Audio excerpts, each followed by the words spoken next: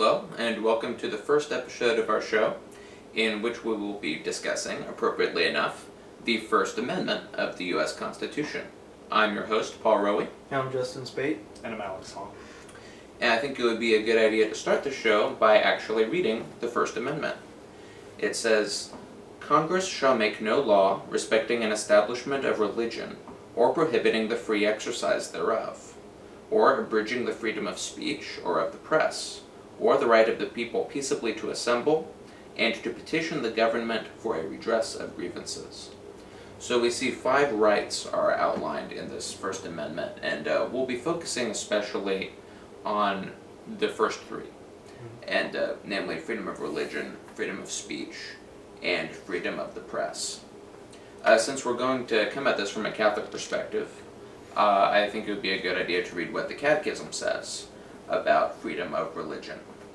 It says, "The right to religious liberty is neither a moral license to adhere to error, nor a supposed right to error, but rather a natural right of the human person to civil liberty, that is, immunity, within just limits, from external constraint in religious matters by political authorities.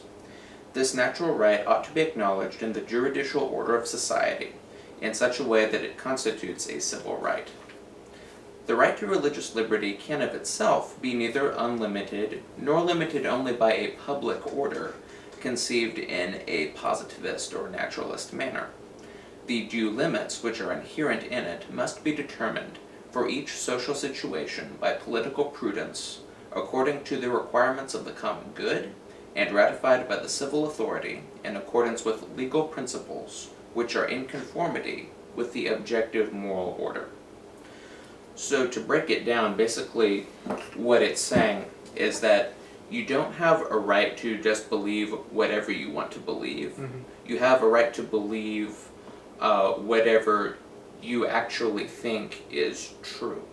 And we're talking about religion here specifically. So what you have a right to believe what you honestly think is true with regard to religion, and you need to be able to live out your life in accordance with your religion.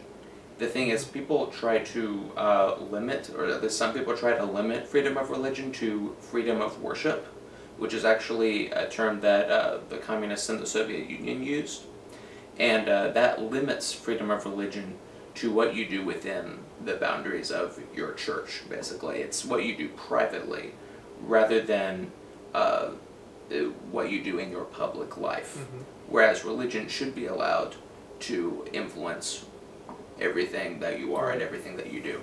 Otherwise, it's not freedom, because if you can't allow it to be out in public, then you're not really free.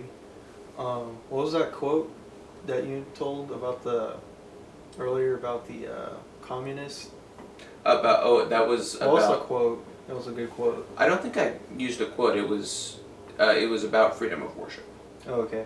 And so they would say freedom of worship rather than freedom of religion. And it's actually a term that some people use today to describe what the limits of religious freedom should be. But actually what the Catechism was saying the limits of religious freedom should be is the limit is that, you see, the fact is, no matter what religion you belong to, there is a right and there's a wrong. Mm-hmm. That's objective. So if people are doing things that are objectively wrong, well, Mm-hmm. they have to be stopped. Right.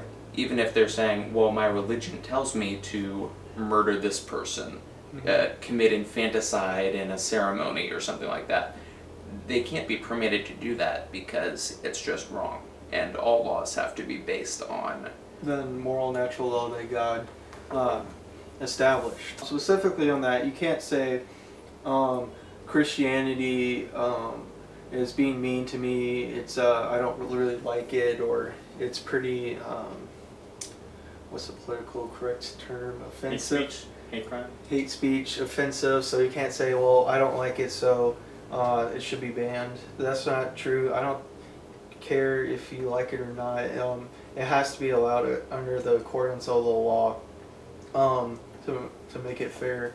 Right. Even Judaism, Islam, Hindu, even though the Catholic Church does not believe that they're the true religion and only the Catholic Church that has the fullness of truth, Right. they do recognize they do permit them to exist peacefully because they recognize that there are certain truths in those religions that bring a good to a society. However, as Paul mentioned, it's the point where they go beyond that to that they need to be stopped. Like Islam, like radical Islam, for example, needs to be stopped because they go out and kill what they call infidels, anyone that's not their religion, which is basically against the First Amendment and the teaching of the Catholic Church to tolerate others, even though they don't have the fullness of truth.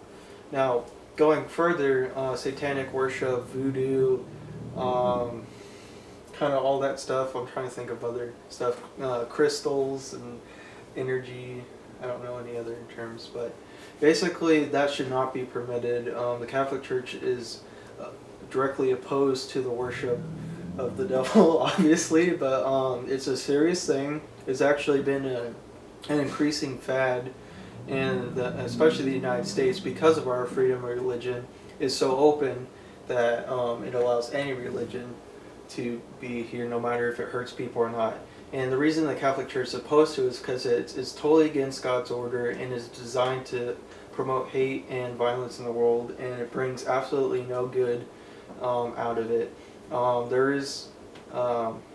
could go on forever to explain why, but just taking me at face value, and throughout the course of the episodes you can kind of see this more. But basically, there should be religions such as those that should not be permitted, such as satanic worship and other things. Especially as you've seen in like Oklahoma, where the government actually sponsored the worship of the devil, and they're not. That's totally against the Catholic faith and teachings. 2, it's designed to destroy the world, not help anyone in it, no matter what the people who are doing it believe. 3, its power to influence people really can mess up the country. And 4, the government is going out of its bounds sponsoring a religion, and it's not supposed to, especially a religion that's bad. Yeah. So the main point is that if anybody of any religion is doing something that is objectively wrong and it's really harming society, harming other people, it's contrary to the common good, then it can't be permitted. But that's where I think our Constitution fails. It doesn't state that it has to be in accordance with natural law. It's more of all religions kind of tolerated, because I believe when they wrote it they figured it's an all or nothing mentality, but that's not usually the case, as we find in many areas of life. Right, and there's the confusion about the when it says that Congress shall make no law respecting an establishment of religion. Mm-hmm. People interpret that mostly on the precedent set by Hugo Black in 1947. I believe it was in the case, in his ruling for the case Everson versus the Board of Education. He said, well, the First Amendment is prescribing a wall of separation between church and state. Right.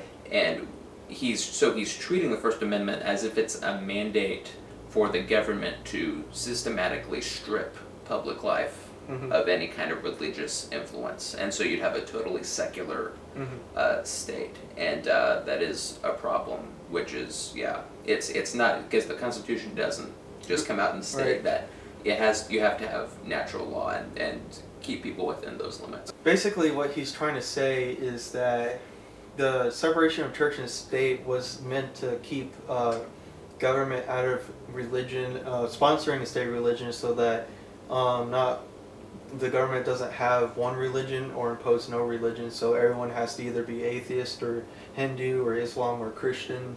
So that's forcing people against their freedom to choose what they want to believe, which goes against the teaching of the Catholic Church, because they don't have the freedom to choose what their conscience tells them is right, and which is also in accordance with the natural law and objective truth. And if you have those 3 things, then you can be able to practice your religion in good faith and in freedom, and that's a good thing, up to a certain point, like we said, where you cause harm. But the other part is it was meant so that Christianity, which has truth in it, can influence the government. It can say, oh, killing's wrong, but the government doesn't really, let's say the government doesn't recognize killing's wrong, but Christianity does. So the point is, say, hey, we recognize that it's wrong. It'd be beneficial if the government took our advice. So that's what it was meant to do, not to say, hey, we don't believe in killing's wrong, so you shouldn't either. So we tell Christianity what they're doing. Right. And that's where they kind of get mixed up. So if we make a law that is against murder or against abortion, which is a kind of murder, then the thing is we're not imposing. It is murder. No, I didn't say it was kind of murder. It is It's kind a of. branch Oh, of okay. murder. So it's a subset of murder. Right. Okay. I'm not trying clarifying. to water down abortion by any means. Yeah. But if we pass a law against abortion, then that means that it's not that we're imposing Christianity on the nation. It's imposing the natural moral law, and so it's just plain wrong. So I mean, people say, well, you can't legislate morality. Well, I'm sorry. It's not wrong by Christian standards. It's just wrong. It is wrong by Christian standards, but it's also objectively wrong. Moving Right, on, yeah. last point about this, since we're running out of time, would be that Sharia law is incompatible with the law of the United States, and especially the Catholic Church, because it imposes that all people have a state law that imposes all religious views. So even if you like the Muslims, you don't like the Muslims, you all have to follow by their rules, and because it's now the state. So that's why people can't really support Sharia law in the especially in the United States. It would be kind of like if the Catholic you had a law saying that everybody had to attend Catholic mass. That would actually, as much as the Catholic Church wants to spread, that would actually be an evil, because you would be forcing people to love God, and getting in the free will debate. God wants you to love Him out of free will, not force. And you see that a lot in Catholic dogma. Like there needs to be a free will. Like you can't see someone dying and like give them baptism even if they don't want it, and a baptism would be good for them. Like they have to want it. Right, and the thing is with the conscience. I mean, every single person has a moral obligation to go by their conscience. That is what they really believe is true. And so it's immoral to make any law that tells people to go against their conscience, unless people really think, unless people's conscience is so badly informed that they think that actually evil things that are hurting other people are good and that they're obligated to do that. We just can't permit that. Yeah, I mean, even if people in their speech they condemn other groups, we have to allow that, because I mean, if we don't allow it, then we're basically dictating what's good and what's bad. And so let's say people are advocating like, abortion, even though it's like what I believe to be evil, I can't like prohibit their ability to actually express why they think that's good, because that's the government overreaching their steps. Right. Political correctness, as you guys had mentioned actually before we started filming, was actually a form of censorship that was started. Oh, that's who it was. Yeah, that was the quote you were talking about. Yeah, it was somebody from a communist country, like in the early 30s, was the first to use the term political correctness. So that way you could only say certain things. That way it wouldn't harm anyone, but by doing so you limit freedom of speech. So get away from the political correctness. It's not good, although it is good to be correct and precise on your speech, although we've been kind of rambling, so we need to work on that, obviously. But preciseness of speech is not the same thing as being politically correct. Right. And I think that quote was actually from a think tank from Germany. Possibly. Right. I where, don't remember communism exactly. was, concepted.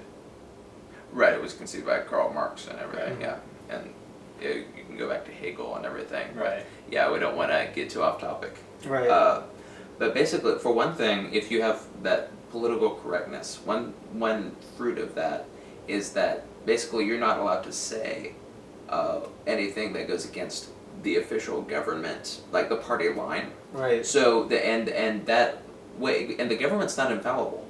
So the government might get something wrong and not allow you to speak the truth. And you need an environment in which Plessy versus Ferguson, or Brown versus the Board of Education. you'd have to. I'd have to look that up, so don't hold me to it.